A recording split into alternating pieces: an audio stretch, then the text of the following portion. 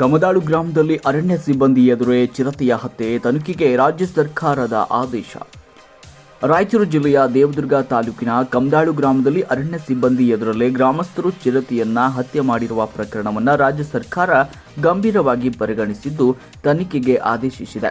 ಈ ಪ್ರಕರಣದಲ್ಲಿ ಗ್ರಾಮಸ್ಥರಿಗೆ ಚಿರತೆ ತೊಂದರೆ ಕೊಡ್ತಾ ಇದ್ರು, ಚಿರತೆ ಸೆರೆ ಹಿಡಿಯಲು ವಿಫಲವಾಗಿರುವುದು ಹಾಗೂ ಚಿರತೆ ಹತ್ಯೆ ತಡೆಯುವಲ್ಲಿ ವಿಫಲವಾಗಿದೆ. ಅರಣ್ಯ ಸಿಬ್ಬಂದಿ ನಿರ್ಲಕ್ಷ್ಯ ಆರೋಪ ಕೇಳಿ ಬಂದ ಹಿನ್ನೆಲೆಯಲ್ಲಿ ಅರಣ್ಯ ಸಚಿವ ಈಶ್ವರ ಖಂಡ್ರೆ ತನಿಖೆಗೆ ಆದೇಶಿಸಿದ್ದಾರೆ.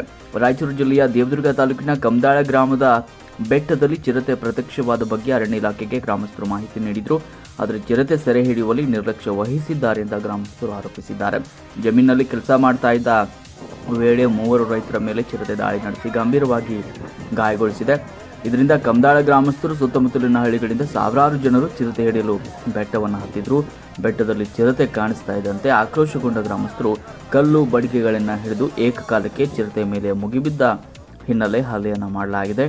ಅರಣ್ಯ ಸಿಬ್ಬಂದಿ ಪೊಲೀಸರ ಮುಂದೆಯೇ ಚಿರತೆ ಮೇಲೆ ದಾಳಿ ನಡೆಸಿ ಹೊಡೆದು ಕೊಂದಿದ್ದಾರೆ.